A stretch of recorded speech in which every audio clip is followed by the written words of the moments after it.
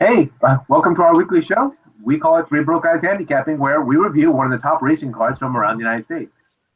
We will select a four-race sequence from that track and attempt to come to a consensus on a pick four ticket. Thank you for joining us. This week we are headed to the Big A, Aqueduct Racetrack. And for those of you wondering what in the name of God we are doing in New York in January, I'm going to get to my analyst here in a moment. But week number 4 of the racing season finds us in beautiful Queens, New York.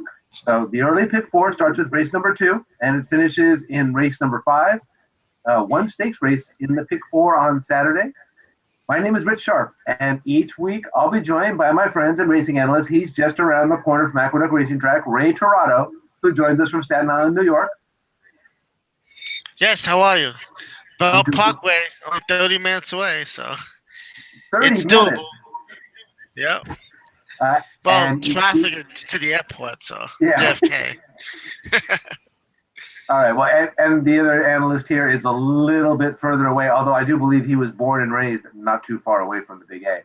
And that's Joe English from Temecula, California. Yeah, Rich, you're right. I was born in Queens, actually, so in Elmhurst. So that's literally probably about 10 to 15 minutes from Aqueduct. Yeah. The A train. Yeah, pretty much.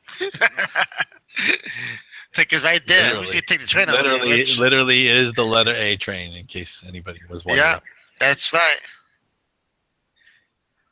Okay, all right. Last week was Gulfstream Park and the Mucho Macho Man Stakes. The weather was nice, as nice as anywhere in the country, in fact, and our handicapping was was average, as average as anywhere in the country. We had winners in the opening and the closing leg of the pick 4, but the whole middle of that bagel means no cash yet in 2017 for the Three Broke Guys. We are now 0 for 3 in the pick 4 on the young racing season, and our hit percentage so far this year remains a tepid 50%. So, time for a brief weather update from Queens, New York. The forecast for Monday, and just remember, folks, we are playing for Monday, November the 16th. It calls for partly cloudy skies with a high of 46 degrees. The winds are at 8 miles an hour, and right now there is no rain in the forecast. I do knock on wood and say no rain in the forecast right now. Forget rain. No rain, no snow, flurries, anything can happen. It was snowing at the Meadowlands today, so. Oh, it boy. snowed today, yeah. We had some like little snow, like a dusting. All right. There's a total of 9 races. Just one stakes race on tap for Monday. Here's a hint. That's why we're playing the pick 4. That's the early pick 4. So today we are focused on the early pick 4. It begins in race number 2 and it concludes in race number 5. Gentlemen, the gates are locked and loaded. The outriders are clear, and the starter is ready to pop the gate. It's pick 4 post time. Let's go. Race number 2. I'm sorry. You know what? I did not get our approximate post time. Does anybody have the approximate post time for race number 2? 12:50 Pacific, 12:50 Eastern, 9:50 Pacific. So 12:50 Eastern, 9:50 Pacific time. Thanks, Joe. Is there a guarantee for this pick 4 or for the early pick 4? No guarantee. All right. Race number 2. 6 furlongs.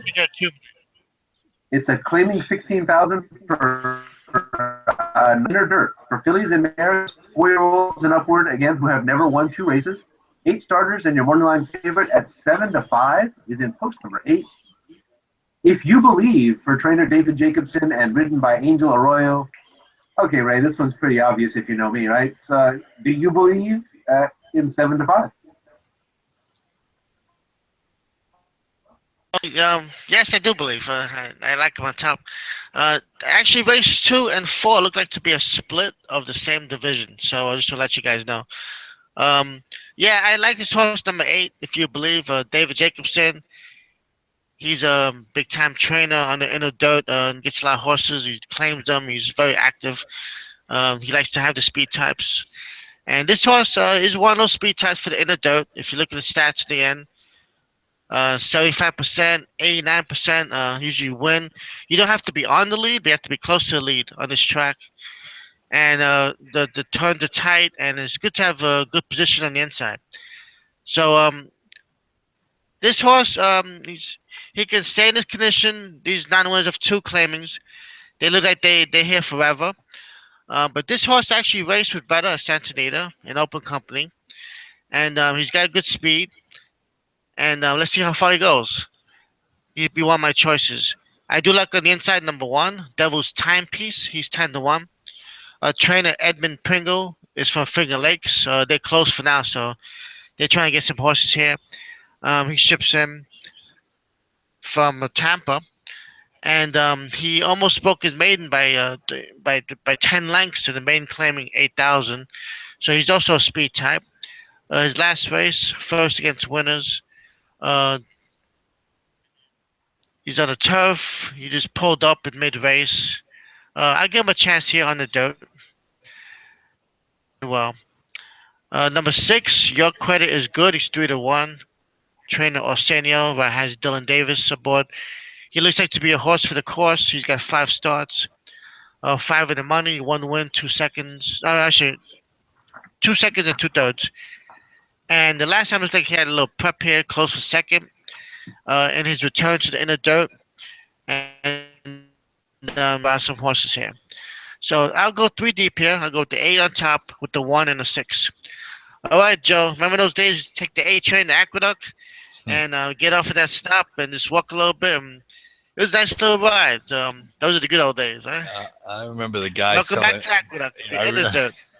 And the pretzels. Don't forget the pretzels. Yeah, that's exactly where I was going. I was just remembering the guy selling pretzels on the way out. On the way out. Always grab a pretzel on the way to the train station. Absolutely. I guess no matter how much money we lost, grab a pretzel. We always made sure we saved enough money for a pretzel. Of course, pretzels were a lot cheaper back then than they are probably now. I don't even know what they cost now, or if the guy's still even there. It's probably my guess is it's probably closer to $4 than I think it was $1.50 that we used to pay when we did it. But anyway, this is gonna be short and sweet for me. I'm on the same 2 horses Ray was on. If you believe Jacobson, I like to run the formulator stat for the last 30 days. Anytime I handicap, because I like to see if the barn's hot or not. And I actually ran it for Jacobson's, and he had decent numbers over the last 30 days. But then I decided, well, let's see if what he does when the horses are 2-1 or less. Given that this horse is 7-5 morning line, she's probably going to be less than. And he's 7 for 9 over the last 30 days with this kind of move. So that's a pretty high percentage. ROI is 3.01, but I mean it's 7 for 9, and unfortunately you're going to get a really short price here. And the only horse I really thought had much of a chance to beat her was the 1. Basically for most of the same reasons that Ray mentioned, and the fact that Aaron Grider gets up. Aaron Grider's in his twilight years as a rider. Not that he can't ride anymore. I just know he's not going to ride nothing. He's going to ride something that he obviously has some ability. And Ray mentioned the inside and the speed and the tight turns. If there's anything they can get if you believe beat, it's a wide trip. But I don't see it here. I think she's the best horse, 8-1 for me. And I'm just, if you want to get a price in the pick 4, you're going to have to go elsewhere other than the 8. So that's why I included the 1 here. So basically it would be just too deep for me. Rich? I can go even shorter than you because you guys already saw that my check mark was there. And by the way, for anybody out there who was surprised that Rich is picking the horse that's got California running line in his past performance, just go ahead and hit us up on the YouTube feed, and Ray will be glad to come over and hit you in the head with a hammer. Okay? So I just went with the 8 on top. I didn't even put anybody else underneath. I stuck with the California horse. If you believe, has got a couple of runs here at Del Mar, and as you see here, nice early speed lines. Then took some time off, a couple of months off, came over at Laurel, and after 2 months off, possibly just did not like the mud with that race. So I'm going to go ahead and, again, referencing my friend who told me about forgiveness for this year, I'm going to go ahead and toss that race, and I'm going to stick just on the 8. And I didn't see anybody else that I liked in the race. I do hear Ray and Joe both using the 1, so if we need to use somebody underneath, we can use either one of those.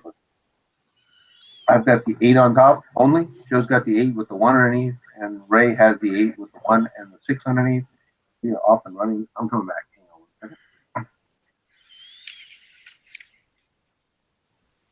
1 second. All right, and we are going off and running to race number 3. They are going 6 furlongs on the inner dirt. This is a maiden claiming 40 event for maidens filly 3-year-olds only. The purse is $41,000.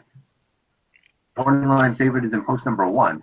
Special Risk, trained by Rudy Rodriguez and ridden by Irad Ortiz, comes in as your 8-5 morning line favorite. Joe, Maiden Claiming Dirt, and I know you didn't vote for us to come to the Big A in January to bet 8-5 favorites, so this one's up for you. No, I really didn't. Unfortunately, we seem to have a cavalcade of them in this pick 4, if not shorter than 8-5. I'm actually going against the favorite slightly. The favorite would be my second choice. I'm going with the 6, Miss Pearl, for Gary Contessa Antonio Gallardo at 4-1 in the morning line. She had the best buyer speed figure in her last try, and in that try, that was that she dueled and gave way. She gave way late, but that was her return to the races, and the barn is 5 for 25 at 20% over the last 30 days. I just think she's got a chance to be on the lead here and maybe lead this group wire to wire. Not necessarily happy with the 1. Again, this is the formulator stat for, it's the same angle with Jacobson. Rudy Rodriguez, 9 for 16 over the last 30 days with Irad Ortiz and being under 2-1. And of course, given that this horse is 8-5, chances are she'll probably be lower than 2-1. So again, another favorite play. Don't necessarily like the fact that the horse never really is on the lead. And I don't see a lot of speed in this race to set it up for her. So I think she's vulnerable. So I'm going 6-1.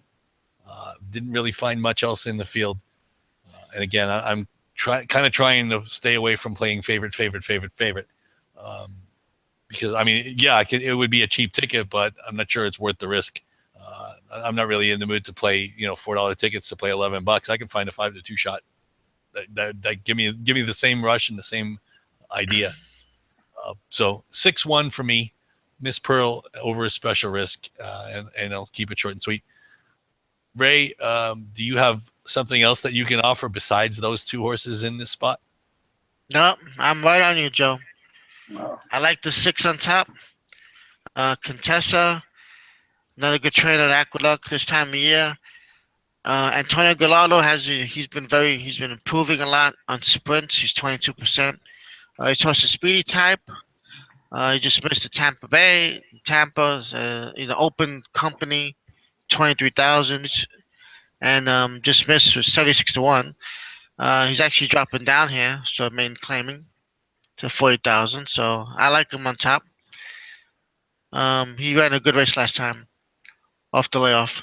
I do like Special Risk a little bit on the inside, 8-5. Rodriguez, Michael Dubb, they're always at the top in the owners list this time of year, also over there. Second time in the dirt. He did get a little experience last time. He was wide in the mud, came up empty. Give him a chance, but at that price, they will include him. Ortiz. He's the second of the Ortiz brothers at the. He's usually him and the Jose. They usually do very well at this meet. Jose, I think he's out of town that day. I believe he was at Oakland today, yeah. I think. Oakland, yeah. He might be still at Oakland, yeah. He's not riding, so wasn't listed. And this horse actually faced better in the summertime. I mean, he ran in the Spinaway as a maiden. Some open maiden races. Finished second a few times. So he's got a little bit of talent, but 8-5, a very risky choice. Probably be on a ticket, most likely. I also like number 5, Matinee Babe. It's 8-1. This horse drops in class for trainer Canizzo. He's been going long, so I think the short enough might help him get a tough sprint, close to 4th for 4 lengths. So maybe the distance might help. Manuel Franco is riding well in this meet. So I would go with those 3 horses, the 6, the 1, and the 5. And I'll leave it to you, Rich. Main claiming. This is your specialties. These horses. What you say? You say usually there's always one that's looking to graduate, and then the rest stay here. Yeah, but this is where we cue in the scary music. As a matter of fact, that's what I was looking for on my cell phone because when Joe goes 6-1 and Ray goes 6-1, and then you see this little red box with 6-1 and the 6 check mark and his name down there. That's when you hear the organ, the dun dun dun dun dun, because Oh we're all yeah. on the exact same horses. I got nothing to add. Joe and Ray have already hit it for me. This is maiden. Ray alluded to it. These are the races I love. This is maiden claiming dirt, so kind of that bottom level and things like that. The reason I like it in many cases is it kind of narrows down your focus, so you can just focus on certain angles.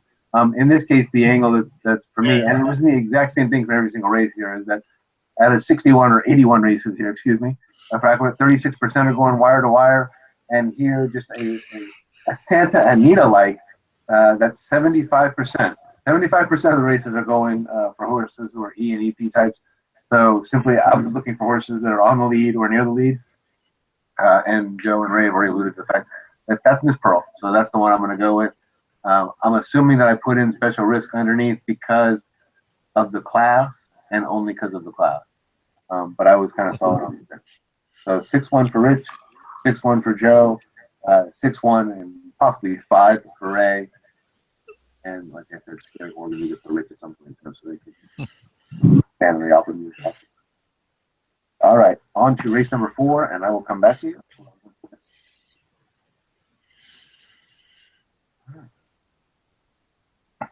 And we are up to race number 4. Once again, 6 furlongs on the inner dirt. It's a claiming 16,000 for non-winners of 2 races. Ray alluded to this already. There were 2 divisions of the same, or two separate divisions of the same one for males and females. First is $27,000 for fillies and mares, 4-year-olds and upward, which have never won 2 races. 9 starters, and your morning line favorite at 3-1 is in post number 1. Esther the Queen, trained by Nicholas Essler and ridden by Manuel Franco. Ray, for those who are playing along with us, you called me out of this just a second ago. Well, one step up from maiden claiming dirt is non-winners of 2 lifetime dirt. So what do you say, Ray? Like I said before, these are the ones who won once and just sound just linger in this field in this class for a long time, and you just have to get the right one on that day, basically. You know, usually the ones who come close usually win. So for the last race, I do like here number 4, Cotton Candy Cutie. This horse is dropping in class from the 25,000, now winners of 2. Coming off a slight freshening from November. This young bird's been buried in this. It was buried in the allowance condition. 9 winners of 1 on turf all summer for last year, and had a couple of decent races, but basically mid-price, hard to compete in these fields. So now I guess the trainers are dropping him down. This horse is getting everything now. He's got drop down, going to inner dirt, back to claiming, blinkers on. So they're just trying everything with this horse, and this could be it. There's a few more classes that could drop down. It's kind of a little bit of a speed type. Been like close to the pace, which helps here. With a Carmouche, who's riding well Aqueduct also, and for like 14% for the meet, and doing run well. Number 5, Moneybrook, one of those speed types here. This horse should definitely get a good trip. With Harry Hernandez, who unfortunately is off. He's actually 15% sprint, so this horse has a bullet work on the inner track, and he might like the layoff. Off the layoff. So Greg Matias has a small stable, 26 races this year, and actually has 3 wins, so 12%. He's 5-1. The favorite, like you mentioned, number 1, that's the Queen. I like a little bit speed from the rail. Manny Franco rides in for Nick Esler. This horse been turfing in the New York Bred allowances. Another makeover horse, blinkers on, dropping, going to inner dirt. Has one time was off the board on the inner dirt. Should get a decent trip on the inside. Has a little bit of speed. Should be on a closer pace. So I would go there 4, 5, and 1. and hopefully we'll move on to the stake race next race. All right, Joe. Got anything to add here? Not much actually. I I guess I really looked really hard at this one, and the only horse I could come up with was the 5, the same, just like you, Moneybrook. Again, it's you're not necessarily going to get wealthy making betting 0 for 22 jockeys, but like you said, the horse the guy has a little bit of talent. It's not like he can't ride. He's got 14% wins for the last year, so he's got some ability. He's just in a funk right now. And maybe this is the horse that can break him out of it. The horse came out of a key race. In that last race, 3 horses came out of that race to win, and they all won at open company, not non-winners or 2 lifetime. The winner did, obviously, but they all ran in open company races after this, and they came back to win. So that race was probably better than it might look. The horse did win his maiden race at this over this surface. So basically, if he can win the maiden race as a debut, can probably win off the layoff. And again, another early pace factor. I don't like 5-year-olds that get laid off that much, but at least you're going to get 5 to 1, and I'm not. I would assume you'll probably get that price with this horse. You may even get a little bit higher based on what's in. But this race seems pretty wide open to me. Other than this horse, I can only go one way. The horse probably would be on the lead, and I think they're going to have to come and get her. And again, when you talk about non-winners to 2 lifetime, horses that are on the lead are dangerous in this level anyway. So it's just the 5 for me, Moneybrook for Harry Hernandez and Greg Matisse at Aqueduct in race 4. So Rich, I will pass it on to you. I saw your pick, and it is not the 5. So go for it. Tell me what you know. Yeah, and I looked at the 5 long and hard. As a matter of fact, you can see all the notes that are actually on the 5. So this is I was handicapping this race pretty seriously, and you see all my numbers everywhere, right? The 0 for 22, the 0 for 7, the 0 for 15. I took a long hard look at Moneybrook because I saw what Joe and Ray did, which is a lot of early speed down here, despite the long layoff. I thought the horse was worthy of consideration, but I did end up passing. I'm still looking for speed. It's still 6 furlongs, so all those numbers that we saw in the previous race are still applying. And so I ended up over here on a horse that could just as well be named, Cindy pray for us, or possibly Denise pray for us. Ray, I apologize. I don't remember the name of your beautiful wife, but somebody pray for us because we're over 3 this year in the 4. Maryland. Maryland. See, Maryland, Mary. Close to Mary. Yeah, you go. Yeah, exactly. I'll take anything at this point. I mean, I'm not above slouching down to being a fetus for handicapping purposes. In this case, I did go in all seriousness with a horse named Mary Pray for Us. Won at Belmont back in May, and that's at the maiden claiming $25,000 race, right? The first natural step there when you win a maiden claiming $25,000 is to go ahead and cut the price in half. They did not do that. They actually stayed right at the $25,000 for non-winners of 2 lifetimes. That's got a little bit ambitious.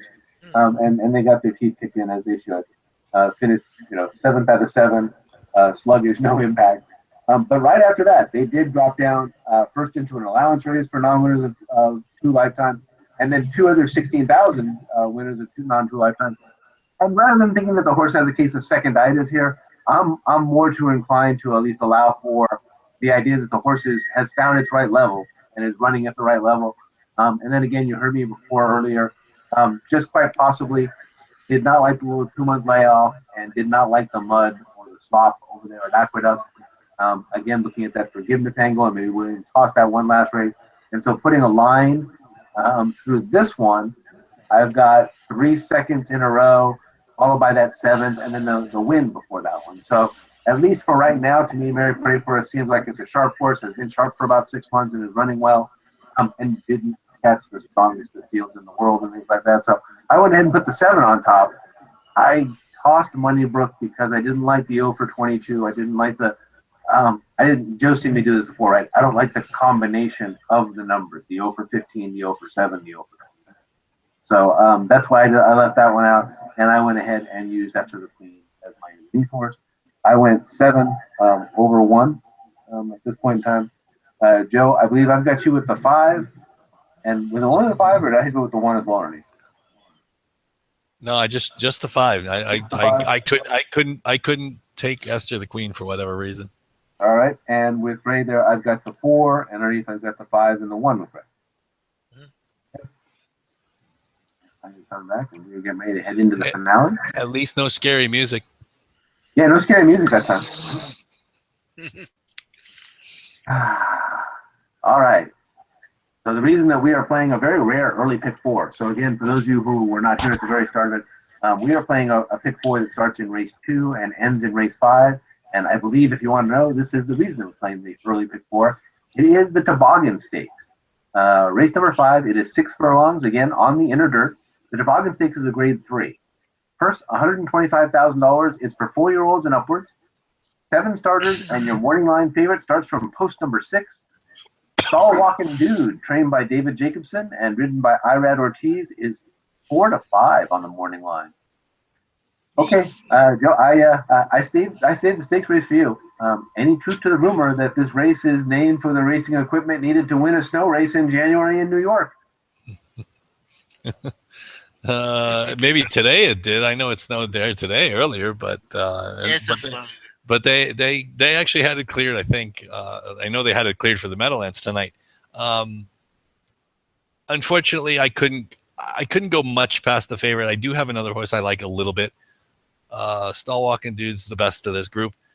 There's a reason he's 4 to 5 on the morning line. David Jacobson, I already espoused how hot he is with horses that are below 2 to 1 over the last 30 days. He's got plenty of his buyer speed figures over the last 4 races are 100, 101, 101, 103. I think there are only 2 other horses that have hit 100 in recent memory. One of them is one of the Rudy Rodriguez horses inside, which is not one of the horses I like. But he's a 17-time winner. And I actually think there's a lot of speed in this race, and I think he's going to get the pace setup he wants. Obviously, last time out, he showed he can be much closer. He was within 2 lengths at the first call, but I don't think he needs to be that close this time. He might maybe 3.5 lengths, because I think there's enough speed in here to make it interesting. But one of the other horse I do like is the 1. I like Green Grotto. He's steadily improving, and he was hot at this time last year over this track. He's done well over the inner dirt. He's got 4 lifetime wins. He drew the rail, so he's got speed anyway, so he's gonna go. So he'll get the ground saving trip. His speed figures have been improving since March. Not March. October. He's been getting better with each start, and he's going to get a little bit more weight this time from Stall Walking Dude, and he's got the best lifetime buyer speed figure over this track. He's got a 107 buyer speed figure from a race around this time last year. So it seems as if maybe they're just gearing him up now to get hot and win in the winter. So it was really basically a 6-1 exacta for me. You could go a lot of different ways underneath, but like I said, I think there's enough speed that Green Grotto may last for a piece. But with the rail and the ground saving trip, sometimes the rail is golden at Aqueduct, especially on the inner dirt. So there's always that angle to play if you like Green Grotto. And he's 10 to 1 on the morning line. Anytime you see a 4 to 5 favorite, you're going to get some horses that are 8, 10 to 1. And I think your second choice in this race is 5 to 1. So I would go 6-1 as far as likely winner. But the 6 is probably the best here. Stall Walking Dude for David Jacobson and Irad Ortiz. Ray, what do you have to add? Anything interesting? Yeah, actually I do. Number 3 horse, Story to Tell.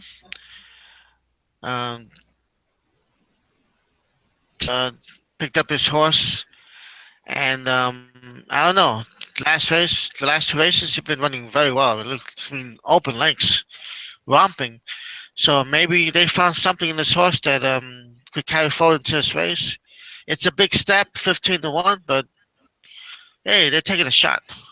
Michael Dub, Michael Imperial, these guys, they know what they're doing. They're usually in the top half of the owners, and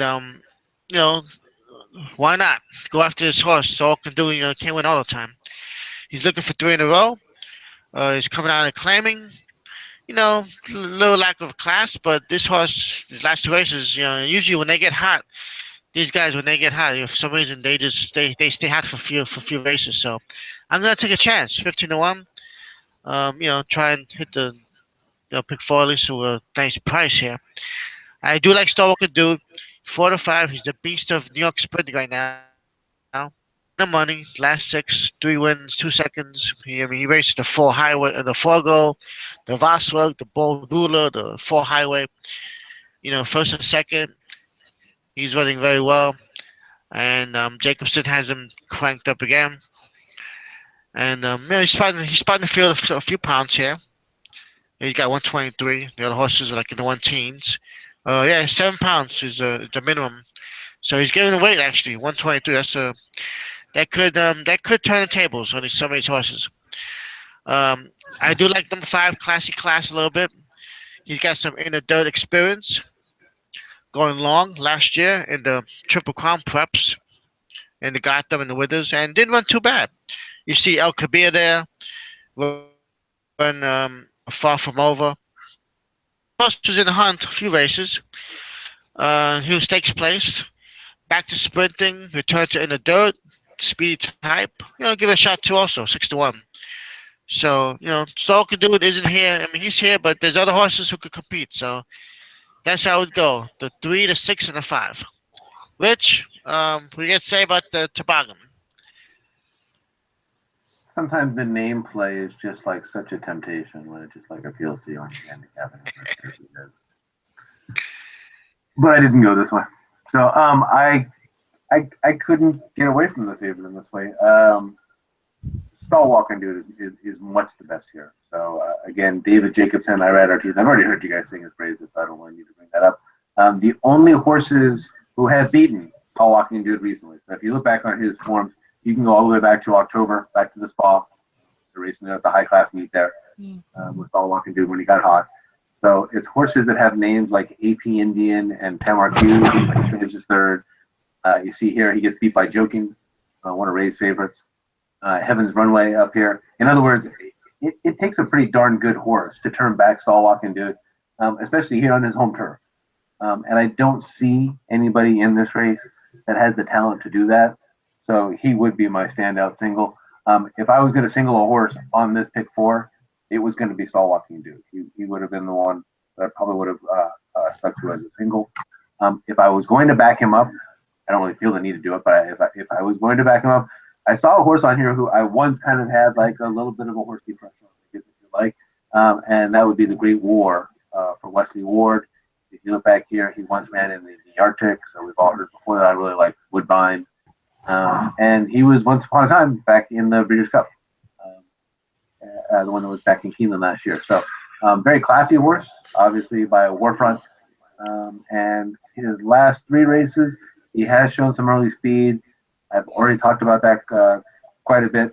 So if there was a chance that he could get free, then I might want to use him underneath. But again, I would be singling Stall Walking Dude here and simply having the 4 underneath is possibly the exact to complete that. So 6-4 for Rich, or 6-4 with 4 underneath. I think you've got 6-1. Yep. And Ray, it sounds like, do you have 3, 6, and 5 on the top line, or just 3, 6 with 5 underneath? No, 3, 6, 5 top line. I like all 3, yeah. All right. And I am coming back one more time.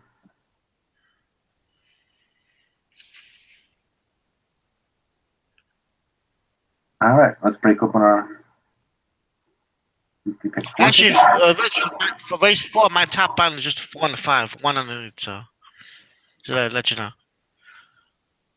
Let's see. I've got for you on the race 4. I've got the 4 on top with the 5 on the 1 underneath.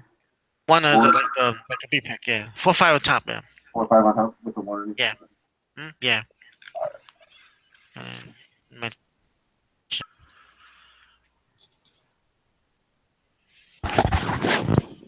All right, Joe. And you want to bring up next week, I guess, as we're cleaning up our template, so we can go ahead and. Sure. Just looking at the schedule next week, we're trying to decide whether we should tackle Gulfstream, which we have done multiple times in the past, and they have the Sunshine Million card for Florida Reds. Fairgrounds also has 6 stakes, including the Lecomte and the Silver Bullet Day. Those 2 are both grade 3s.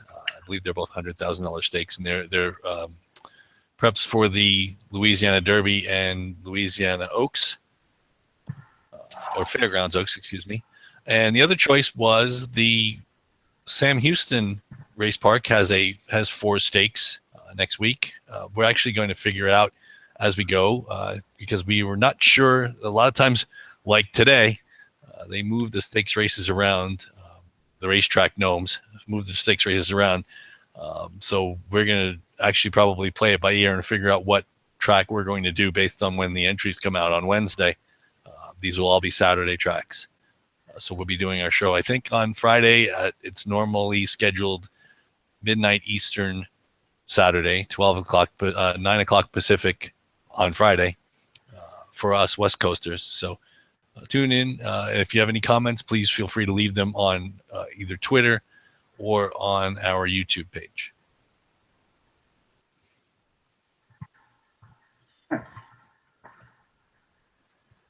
Anybody want to toss a vote out there? Like a first vote and a second vote on where they want to handicap next week? I've got 2 in my mind right off. Well, I like to do Sam Houston, and Alright. my second vote would be Fairgrounds. Yeah. Yeah, I don't know. I'm kind of. It's really funny. I'm kind of leaning towards Fairgrounds because we haven't gone there recently. But the one thing I know about Fairgrounds for sure is that the weather's somewhat iffy. And I think, I mean, because I know Fairgrounds has turf racing, but I don't want to end up, going with Fairgrounds and then realize, oh, we got to, field of 14 scratch down to 5, which really won't make it much fun. So to me, I mean, I guess, I don't know. I guess Houston, I would like to do Sam Houston. We've never done that track before, and it'd be a new experience for us. So I'd probably go Fairgrounds. I'm sorry, Sam Houston and Fairgrounds, because we're going to be doing the Pegasus World Cup card from Gulfstream the following week on the 28th. So again, I echo Ray's sentiments. I go Sam Houston and then Fairgrounds. But again, I guess I'd like to also wait and see what the weather's supposed to be like, and what how the entries come out for those tracks too. And in the interest of voting fairness, like I said, I'll let folks know that I went with Gulfstream Park on top and Sam Houston underneath. That's my top choice. But we'll give 3 points to the top selection and 1 point to the underneath to give a little differentiation, which means that Sam Houston would have come out with 7 points, and Gulfstream Park would have come out with 3, and Fairgrounds would have come out with 2. So for right now, next week's tentative agenda will be that the 3 broke guys will be making our first ever trip to Sam Houston Park in Houston. That's pretty cool. All right, and let's hope that the entries are. Let's hope that the entry box is full. My third choice was Penn National. Belterra Park, Arapahoe Park. Come on, you guys. Hastings Park in Canada. And I go hit Coast Park, pick up some chocolate on the way home. Oh, yeah. It's a good trip. 180 miles. I believe I've got this correct up on the screen. So I got in the first race. Actually, we all had the 8 on the top line, and then I heard the 1 underneath. So we've got 1-8. In the second race, we all had the 6 on top, and we all had the 1 underneath. That was one of the easiest races we ever handicapped. 1-6. Yeah. In the third race, Ray, you had the 4 and the 5. Joe, you also had the 5, and I had the 7. I had the 1 underneath, and Ray, you also had the 1 underneath. So we've got 4, 5, and 7 in the top line. And in our finale race, I believe that let's see here. Joe, you had the 1 from yours. Ray, you had the 3 and the 5, and Joe, Ray, and myself, we all had the 6. Underneath, I had the 4. We're up. That looks good. Yeah, 4 times 3, 2 times 2, so that would be a $24, if I'm not mistaken. Okay. Let me see. 2, 4. Right.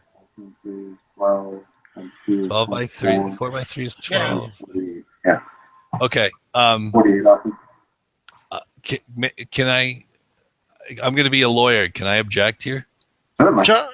I think we're going way. I think the term you're looking for is overruled. But Over anyway. bet? No, over betting. I think race 11 is not that difficult. I'm sorry, that's race 5. Yeah, I apologize. Okay. Yeah. Duh. I Wait, okay. I think we're probably. Yeah, I was I don't thinking. know. I mean, I didn't want to yell it out and things like that. But if Well, if we're all on stall walking dude as strongly as I heard that we are, that he's the best horse in New York, it just begs the question of so we're I'm going trying to forward. beat him. I am no, but I mean, I like the idea that we're trying to beat him and get a better price. So, it could happen. You never know. I mean, Right. it Heaven's Runaway won the 4 highway, so I- it's forget about it. Big odds. I have no problem with that. I just don't. I don't want to bet a $24 ticket and see it come back $9. I mean, I get it, right? I understand. Believe me, I understand. But you're looking at 7 to 5 morning line in race 2, 8 to 5 morning line in race 3, and 4 to 5 morning line in race 5. If we don't blow up the tote board in race 4, I mean, I don't see the point of betting a $24 ticket. So I have a suggestion. So we play. We could play 2 tickets if we want. Another ticket. We can go 8, 1. What and something in the 4th, and so we can do play maybe like $2 or $3 straight. Want to do that? I mean, to me, that sounds better to me than playing With this ticket too. No, well, yeah. Hold on, I got a cramp. Hang on a second. Oh, okay. I need a break. Hold on a sec. I'm with you, so you can talk. You just need to get up and walk away. Okay. Go ahead. I'm listening. Ouch. No, play this ticket and then maybe like take the 3 chalks for like $3 or something, and triple up. And. I mean, yeah, I can. Well, actually, race 4 is pretty well open. Race 4, we don't have the chalk, so. Well, what I would do. We'll get race 4. We don't have the chalk, so. Right. Yeah. I mean, but what I would do is, what I'd like to do is if we could still play the upper ticket, but if we're gonna play multiple tickets, like say say $2, that would give us the ticket 4 times. I would almost be on the main ticket wanting to throw out the 6, because it's like, okay, if we're gonna have it if we're gonna play it. Oh right, yeah. With the favorite, I mean, if the favorites are gonna win anyway, it's not gonna make any difference, because then we'll have it 4 times with the favorite. If all the favorites happen, if the favorites win in race 2, race 3, and race 5. But then again, if say race 2, Devil's Timepiece wins 10-1, we don't get a favorite. We're not gonna get shade. Yeah, I can understand that rationale too. Yeah, that can happen. Yeah. Well, but here's the thing. Okay, let's talk it out. If we okay, let's say we go 8 in race 2. We go. It's the 1 in race. Well, actually, I mean, I would think we would both go. I mean, I think if we're gonna do it, we go 1. I mean, I like the 6 better than the 1 myself. Yeah, me too. I like the 6 better than the 1. Yeah. Okay. Well, forget the odds. I like 8, 6, and then we go with all 3 of our picks in race 4, and then we go stall walking dude. So basically, this would be 1 ticket, and then we play the main ticket as well. Right. So basically, this would be 3 combinations. So if we wanted to, let's say we'll play it 3 times for $1.50. So that would be $4.50, and then we play a main ticket for $24. But basically, then we would still have those same combinations. And so basically, we'd have that same. Yeah. So basically, we'd have that combination 4 times. Of 8, 6 with the 4, 5, 7. With the 6, we'd have it 4 times. Yeah, that's good. Rich, what I mean? That's what I usually do. Sometimes I usually do that too with the favorites. Yeah, no, I completely understand wanting to back up extra if you really think the favorites are strong. I mean, and in this case, I would probably do that. But here's the other thing: if for what I mean, and I know we all like the 6 better than we like the 1. If the 1 happens to win race 3, then we're back. Then we actually spent even more money. And we still got the 3 favorites home, and so I mean, but I don't mind. I don't mind doing the extra ticket. I'd rather do the extra ticket than not do the extra ticket, hoping that one horse doesn't, that Rudy Rodriguez just doesn't win. Rich, hello. I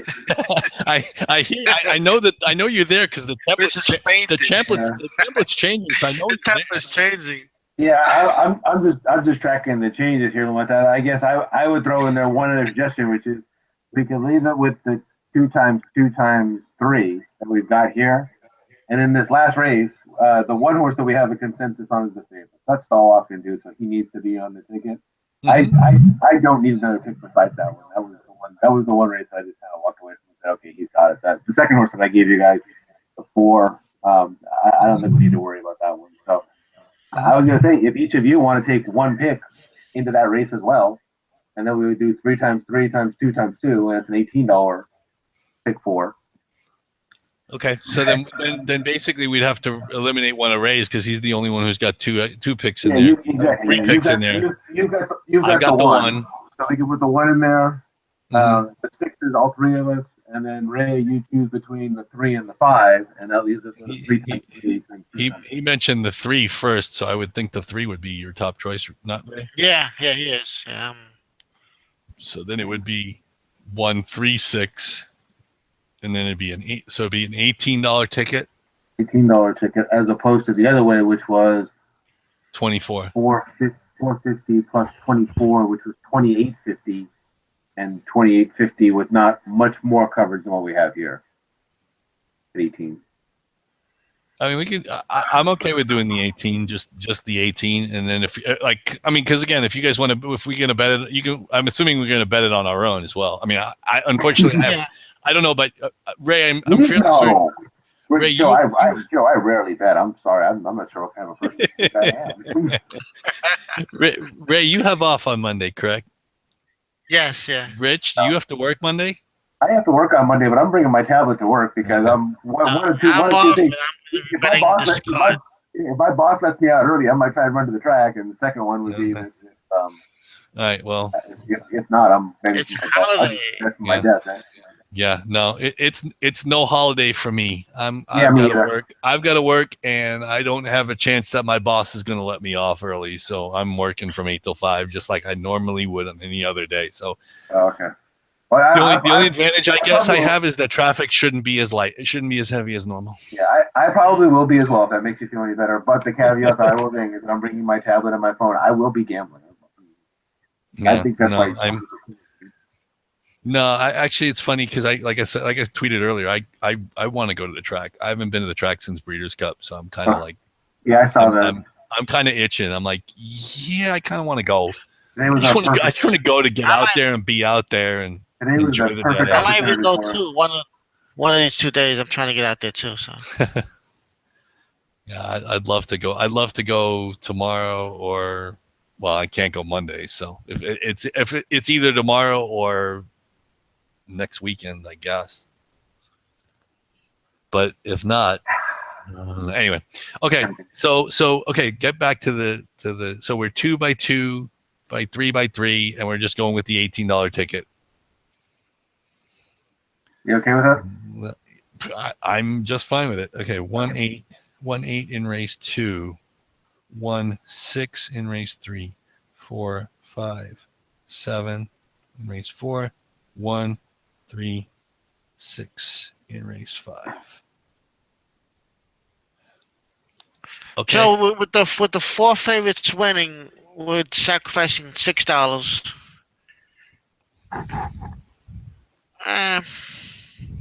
All right, we could do it if you want. Yeah, I play my own tickets. Yeah. Actually, I believe it was 10. Yeah. And I think the consent. I think the ticket you guys were building was the $24 ticket underneath, plus 3 $1.50 tickets on top. Yeah. Or $4.50. Well, no, actually, it would have been like it would have been like $4.50 extra. Right. Yeah. Because basically we wanted to have the favorite, well, not the favorite in race 3, but the favorite in race 2 and the favorite in race 5. Yeah, right. Yeah. But yeah, no, this works fine for me. $18. I mean, I was kind of, what's the word, underwhelmed when I looked at the sequence, and I was like, oh my god, really? This is what we chose. And I felt bad. I was like, oh my god, but it is a Monday holiday, and unfortunately, during the winter, until you really get into the Triple Crown preps and stream every weekend, which we could have been, I guess. It's hard. Sometimes it's hard to find the sequence, especially if we're trying to find stakes races. And it was really weird handicapping a sequence with, no Chad Brown, no Todd Pletcher, no Beware the Ramseys. Let me tell you something. Nothing. I was like, this is the weirdest. There's a lot of surprises in these tracks. So there's a lot of surprises, and you're like, a lot of fun versus, a lot of claims that that just blow up. So I'm kind of interested. I'm kind of interested to see. I mean, I don't know. Unfortunately, I don't have the chance to watch it, but I kind of want to know what Matt Carruthers' sequence will be on Monday at Aqueduct, because he's usually on at 9 o'clock, and he usually plays the early pick 5 at Aqueduct. And I kind of wonder. Usually, he has one horse who's he likes to try and single horses like upwards of 5 or 6 to 1. Might need to bet early though. Yeah, no, absolutely. Again, 12 for anybody watching, 12:50 Eastern time on Monday, 9:50 Pacific time for this sequence. All right, so you guys got anything else you want to share with the audience before we sign off tonight? Let's see. I don't think so. I mean, so far the NFL playoffs have been if this sequence is as formful as the NFL playoffs are going to be, this sequence won't pay above $7. Just put it that way. All right. For those of you watching, if you enjoyed the show, we will be back next week because, that's what the Three Broke Guys do. We're going to get together and take a look at another exciting card. And as you heard us discussing just a little bit earlier, that is going to be our first trip to Sam Houston racetrack. And I'm really looking forward to that. So, all right, gentlemen, that's all the time we have for tonight. It is always a pleasure to handicap with the two of you. Yes, always. For Joe English and Ray Torado, I'm Rich Sharp. Thank you for watching Three Broke Guys Handicapping, and good luck and good night. Buenas noches. Good night. Adios.